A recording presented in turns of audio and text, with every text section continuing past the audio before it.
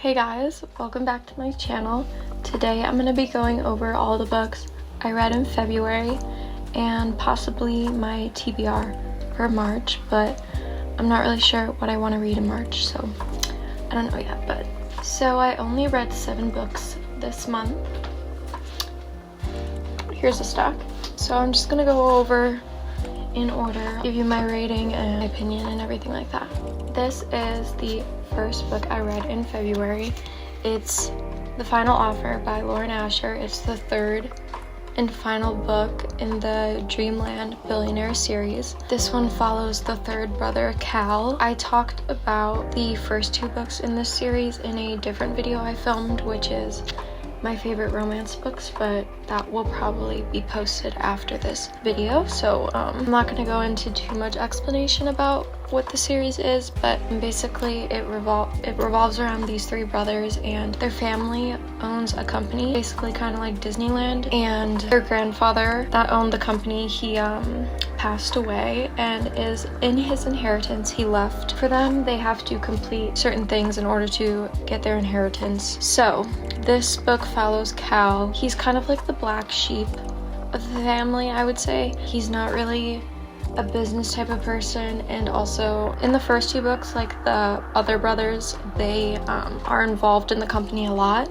but he really isn't involved. And this is kind of like a different setting compared to the other 2, because the other 2 work for Dreamland, so they're really involved in that. But in this book, Cal goes home to one of his summer homes, and it's basically at Lake Wisteria. Cal goes back there to sell the house because that's what he has to do for his inheritance. And then Alana is there. This is kind of like a second chance romance because he has a history with Alana. So I don't want to give too much away, but honestly, this was my least favorite out of the 3 books. I don't know why. I kind of got a little bit bored. It just didn't hit like the other 2. I know a lot of people have been saying this is their favorite from the series, but I don't know, I did not feel that way at all. It's my least favorite, but I would read it if you read the other 2 because it does like conclude the whole story. And yeah, rated this 3.5 stars, 3 stars. Yeah, it's a pretty hefty book, but that's all I have to say about that. This is the next book I read. This is All About Love by Bell Hooks. This is creative nonfiction, so it's not something I typically go for, but I heard a lot of good things about this, so I wanted to pick it up. And since it was the month of February, I was reading mainly romance or love-based or relationship-based books. So yeah, I picked this up. I wrote in my book journal, this is really not my cup of tea. I enjoyed like some of this book, but other parts I didn't really enjoy. At one point it got kind of like spiritual / religious, which I wasn't like a huge fan of reading about. It kind of talks about all about love. It talks about like how you're shown love when you're a child will like affect you and how you show love when you grow up, and also talks a lot about feminism, the impact of like pop culture and how it affects you. And then it also like talks about other versions of love, not just romantic. She also talks a lot about her experience with love and what she's learned about it and how it's affected her as a person. This book was okay. I enjoyed parts of it, some parts I didn't enjoy. So I only gave it 2 stars, but I'm kind of thinking I would give it 2.5, 3 maybe now that I've like sat on it and thought about it a little more. But yeah, if you enjoy creative nonfiction, I would give this a read.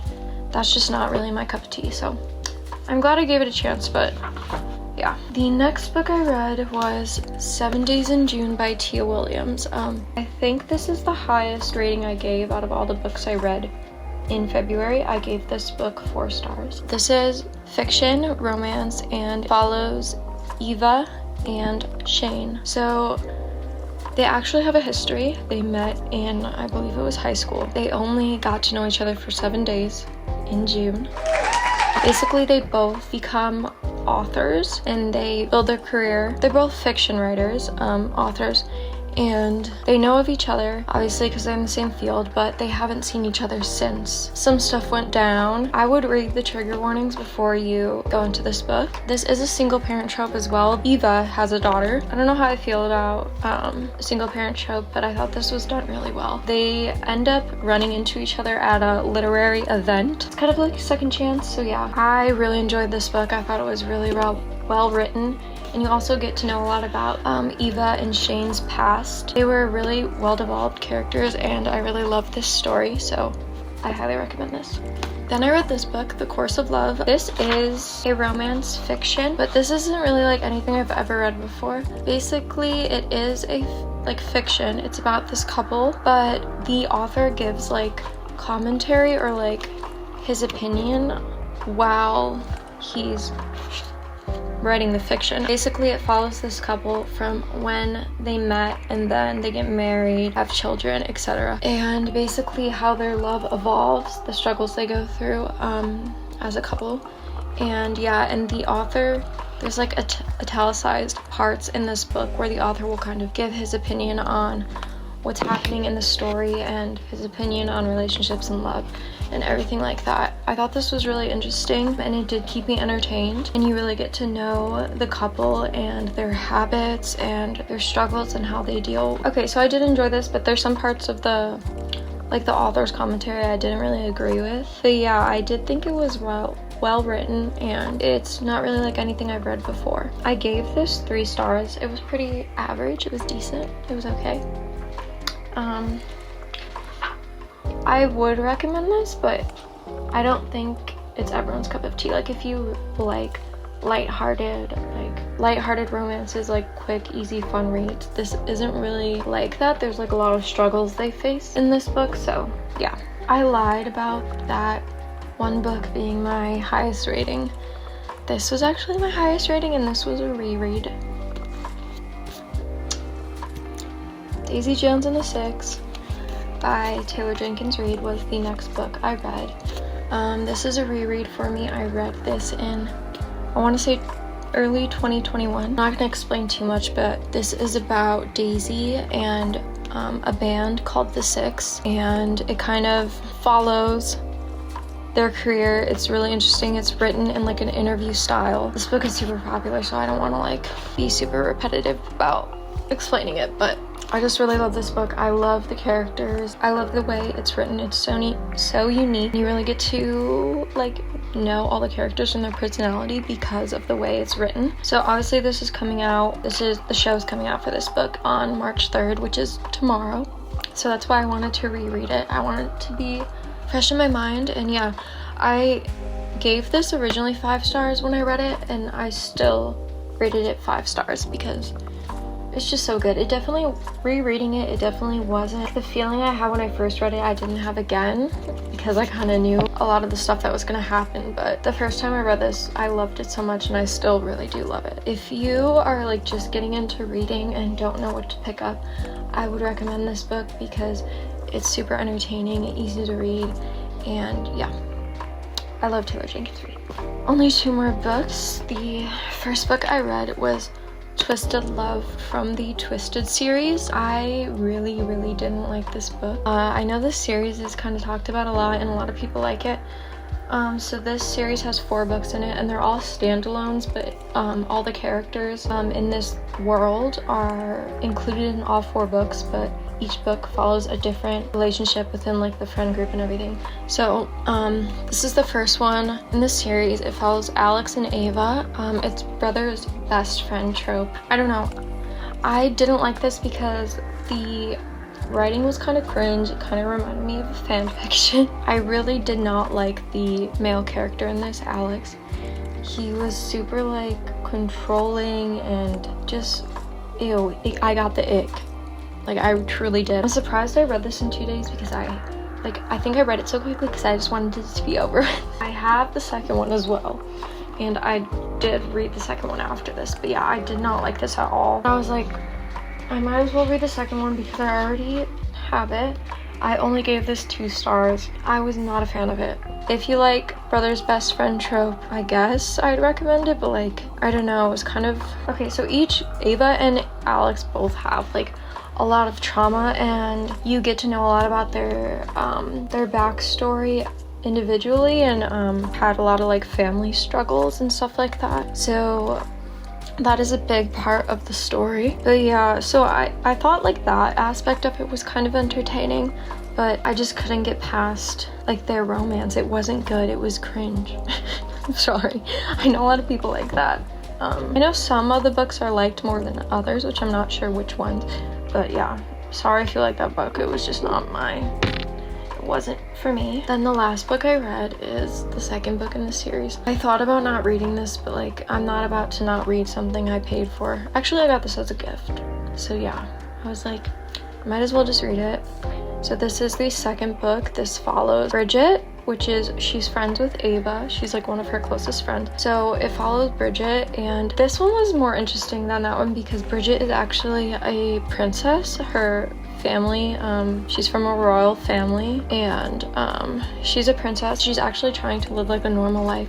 She doesn't live with her family. She, I want to say this takes place in New York, so she's kind of trying to live a normal life, but since her family is so like famous and they're a royal family, she has to have a bodyguard with her at all times. Her current bodyguard is taking a leave because I believe his wife is having a baby or something, I'm not sure. So someone else is gonna take over that position, and basically is like ex-military. Now he's a bodyguard. He has a lot of like family trauma and stuff like that. The reason he went into being a bodyguard kind of has to do with his past, and you find that out in the book. I don't want to give anything away, but when they meet, she immediately doesn't like him because he's kind of controlling, and like, not controlling, he kind of gives off that he's controlling, but it's not like as bad as the other one. Like the first book, that was fucking bad, but this one, it was kind of more understandable because of his backstory and what happened to his family. So he's like super protective in that way, but at first they don't like each other. More so she doesn't like him, but she kind of holds out and tries to be civil with him and get to know him a little bit more. And once they actually get to know each other, they find out they have a lot in common. Yeah, so this is forced proximity because he's her bodyguard and he's with her at all times. She basically has to go back to being a part of her royal family because something happens with her brother and he's not able to become king anymore. So she has to step up and become the queen. And yeah, it's all about that and her hiding this relationship she has with her bodyguard from everyone because it's not really accepted. This one was way more interesting than the other one, way more bearable. There were some parts that were kind of but otherwise I thought this one was fine. I gave this 3 stars. So since I did like this one a little bit, I was like, I might as well read the third one. So that's where we are. Those are all the books I read in February. These were my favorites. 7 Days in June, and then Daisy Jones on the 6th. If you're gonna read any books from this video, these are the ones I would really, really recommend. Okay, so like I said, that second book wasn't that bad, so I actually picked the third book before I read the second one. Obviously I'm gonna read it. I'm 126 pages in. Yeah, we'll see how it goes. This follows Ava's brother, and then Jules, which is one of Ava's best friends from the first book. So I don't have an opinion yet, obviously, but now we're gonna get into my March TBR. It's crazy that it's already March, but yeah, I started this on March 1st, 2 days ago. So these are some of the books I hope to read in March. The first book we have is the only book I haven't read by Taylor Jenkins Reid. This is Carrie Soto is Back. This is her most recent. This is actually a signed copy. I'm really happy about it. Anyways, I actually don't really know much about this. So it follows a tennis player. I don't know, I love everything by her, so like I obviously picked this up because I'm sure I'll really like it. Then we have Crying in H Mart.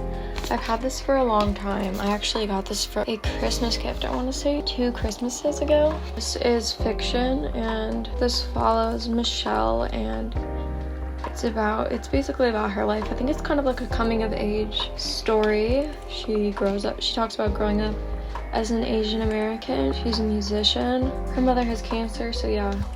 I don't know. This seems like a really interesting story, and I've heard a lot of good things about this, so I hope to read this month because I've had it sitting on my shelf for a while now. This is another book I've had sitting on my shelf for a while that I want to read this month. Vicious. I've heard a lot of good things about this. Fiction. So it follows 2 people, Victor and Ellie. They started out as college roommates, lonely boys who recognize the same sharpness and ambition in each other. In their senior year, a shared research interest in adrenaline, near-death experiences, and seemingly supernatural events reveals an intriguing possibility that under the right conditions, someone could develop extraordinary abilities. but then their thesis moves from the academics to experimental things to going horribly wrong. I don't know, sounds interesting. We'll see how that goes. And this was in my February TBR, but I didn't get around to it.